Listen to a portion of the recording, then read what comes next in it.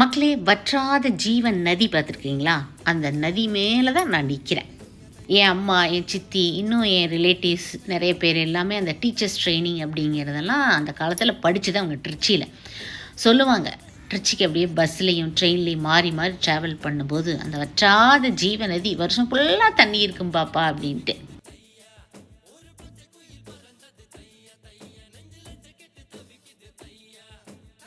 எங்களோட ஃபேமிலி பொறுத்த வரைக்கும் எப்போவுமே பாயிண்ட் டு பாயிண்ட் கிடையாதுங்க. எங்கே ட்ராவல் பண்ணாலும் டவுன் பஸ் தான். அங்கங்கே நிறுத்தி அந்த இடத்துல பேட்டவாத்தலையில் எனக்கு பயங்கரமான ஒரு சர்ப்ரைஸ். நம்மளோட சப்ஸ்கிரைபர், மேடம் எங்கே மேடம் நீ எங்கே?